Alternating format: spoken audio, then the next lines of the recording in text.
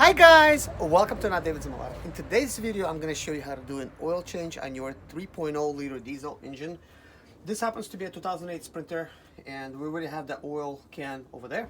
So you're going to need a 0.5 millimeter or number 13 to put on this bolt, and then you must loosen it like I just did. Sorry that I'm not actually showing the actual bolt location, but I think you get the idea. I mean, we get the whole front end exposed here. So I'm going to go ahead, move the bucket a little bit over, and you have to make sure that you actually catch the bolt when you're doing this.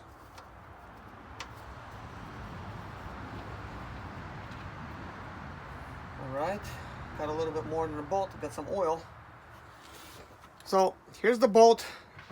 Looks like they did not use a washer last time. I do have a washer for it, so that's good. So we're gonna put the bolt down and take your glove and twist it in on itself. That way it's clean. Guys, for the next procedure, you need to remove your oil filter, which is located inside of this plastic cap. So there's all kinds of tools for removing this. This happens to be mine, and it's been working for 22 years. That's how long ago I got it. So as you can see, I used to have very cheap wrenches, and I put this wrench on there, never took it off. I think it kind of welded itself shut. So it's kind of like that. So if I could find another one for you on Amazon or something, I'm gonna link it up in the description. There's also things like this. This is obviously not gonna fit it, but you get the idea, guys. So it's very important to do this job correctly. As easy as it is, people screw it up. So don't be one of them. So let's see, we want to put like a bucket or something, and that's going to catch the oil. So I'm already seeing a good filter on here. This looks like the original man filter, and that definitely is a good thing. So this happens to be a good place to actually drain your filters, whether it's Mercedes or anything else.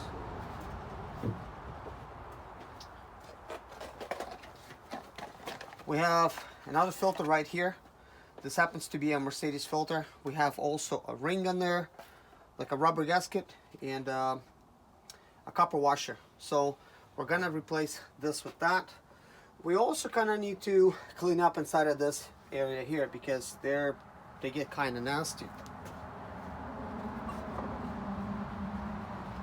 I don't have any paper towels here, so I'm just gonna use some toilet paper to get this filter loose, and that's it. Put it in the garbage. Also a good idea to take some of this toilet paper and clean up a lot of this stuff here. Get it down in there, clean everything up. So now that it's clean, it is a good idea to pull these gaskets off and replace them with the new ones, which is right here. So I'm gonna actually remove this here, put it back in that area. I'm sort of making myself kind of like a little work table. So let's see, you could kind of see what I'm doing. Now for this, I do need one more glove, because this job is so messy.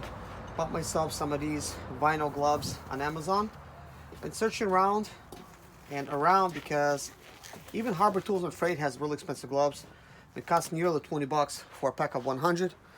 So that's almost like paying a dollar, you know, to have two gloves on, because there's only technically 50 pairs. So something like this here will help you get these seals off.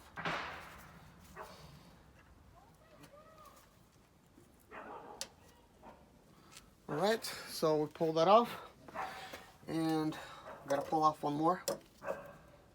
And it is a good idea to replace these guys. I've seen where these things rip and all your oil comes out, so you don't want that. I had friends call me up and says, hey, I got oil everywhere. I actually dropped this little rubber gasket and I found it.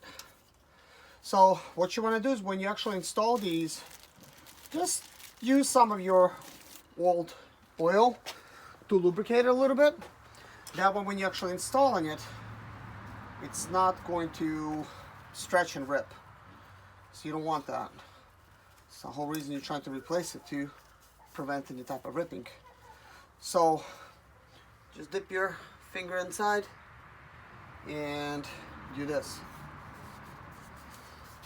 Now when replacing oil on these 3.0s, the book used to say 14 quarts. I used to put 13 quarts. Mercedes now recommends 12.5 quarts. Probably why, the reason why they're doing that is because people have been overfilling their oil, and probably, they're not saying it, you know, but I'm guessing it's because oil cooler seals are basically busting on these things. It's a very expensive job, so oil overfills definitely will lead to broken oil cooler gaskets. So you want to prevent that. You might have noticed that I just snapped this filter in. A lot of you guys are not doing that, and that is not correct. I mean, it needs to be nicely in there, you know, stuck inside. So that's actually what it's got to look like. So now, all the oil, of course, it is draining. So we have the metal washer there. We have the bolt right here. So what I'm going to do is I'm going to put the washer on here. So put it to the side, let it keep drain. As it's draining, what I want to do, I'm just going to try to take some cloths and try to basically go inside of the oil filter housing and clean it up a little bit. Let me show you what I'm doing. So as you can see, there's remaining oil here. It should technically not be here. It should have all drained. I don't know why, but I see this all the time where the oil still stays here. I know one thing. I used to have a 2007 Sprinter like this. And when I did my oil changes, all the oil would actually drain. So I did not have this issue. Apparently, the older they get kind of, you know, I don't know if they don't filter as much or if there's some kind of debris that's preventing oil from actually draining properly. But this is what I find happens all the time.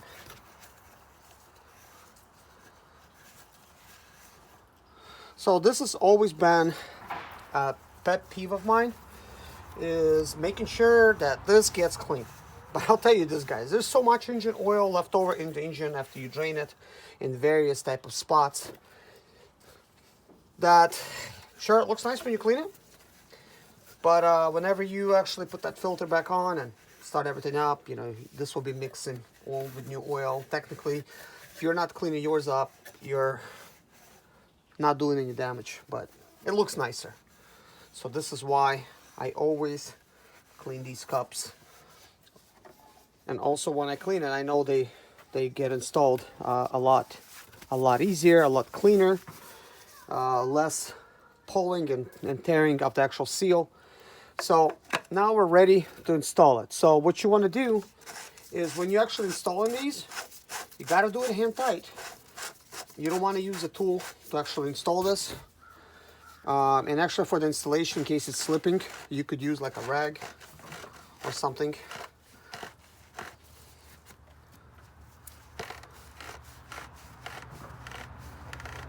So the rag helps with you having to grip a lot easier. And you want to make sure this is nice and flush, guys. This should not have any gapping whatsoever. And this is why it is definitely a really good idea to lubricate the seals before you actually do this, because the seals will stretch, the oil rings, they will stretch and they will break because of that. As you can see, that is a perfect type of seal. And that's it. This is all it needs. So we are now ready to install the bolt. So here we go.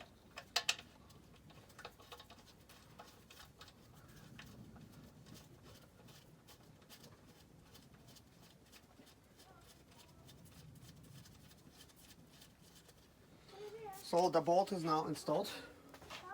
Now we gotta actually get everything tight.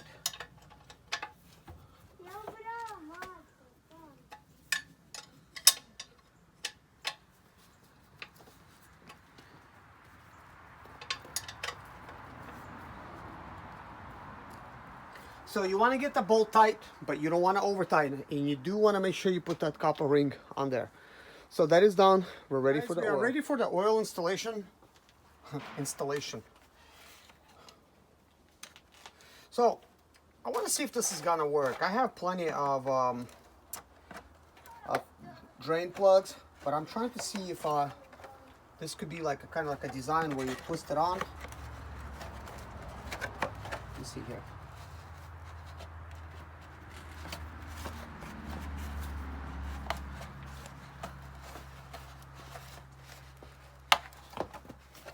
Yeah, that worked. That's amazing. Look at that, guys. A very simple invention. Now, it's not easy to like really install it. You'll have to kind of like rotate it and stuff like that, but it does actually work. And that's gonna actually be very helpful when it comes to oil installation. And it does have that seam, so I just now twisted it out of its location. So I'll have to get it back in there. Yeah, there it is.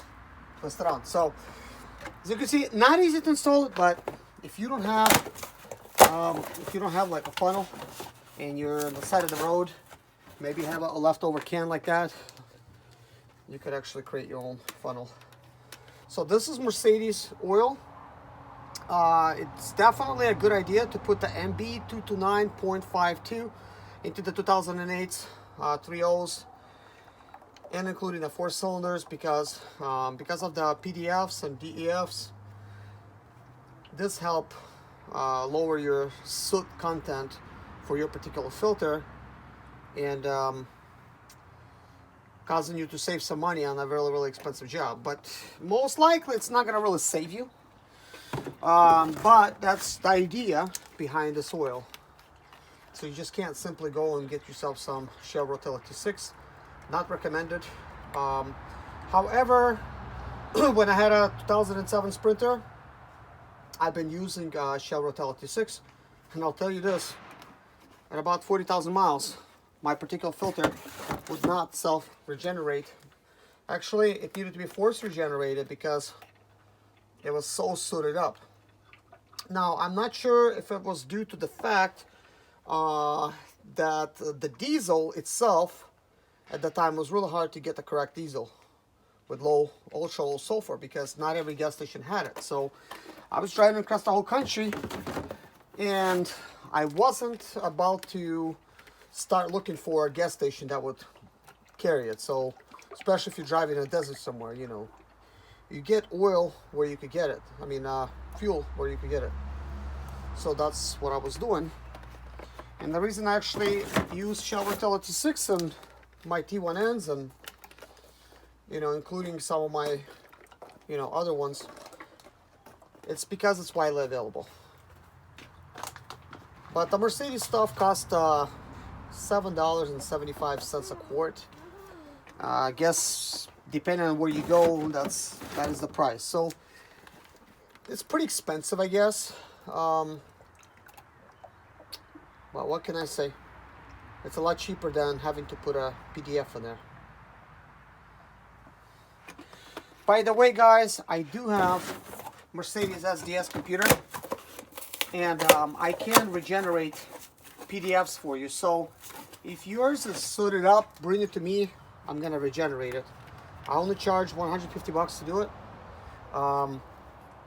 So it's probably better than spending $9,000 replacing the whole system, because believe it or not, I've seen the latest bill from one of my viewers and one of my customers. He's got a 2017 Sprinter, and his was really suited up, and you know, they said it's gonna cost him $9,000 at the Mercedes. So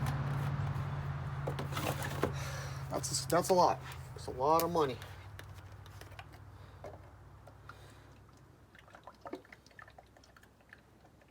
So we have 4 more quarts remaining, and then you know, we have to pour a half out of one of them, and that is because we don't want to overfill it. So if it's slightly underfilled, that's an easy fix. You could just always add half a quart and see if that solves your problem. Of course, if you already have this model Sprinter, there's a button with a little droplets on it where your speedometer gauge is with the instrument cluster. You could put your key in second position and then press that button, I think for 5 seconds, and it should display if the oil level is okay or if it's overfilled. So you could always go by that.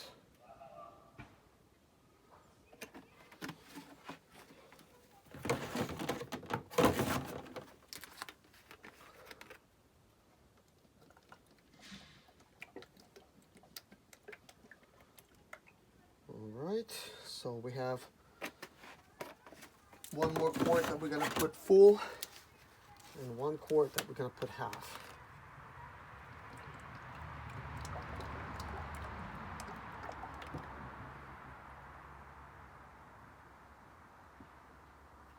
Okay. Now we're going to put half. And man, I like this funnel idea so much. I want to see if this works on a T1N because I'm always doing this myself. So we got half, so that's good. So I'm always doing this thing myself, and the funnel is always very, very, very loose. So that creates a very good tight fit. And when you actually remove it, just twist it and put this lid back on it, and this will actually keep it from spilling any oil contents. So now we just have to replace this and we are done with an oil change.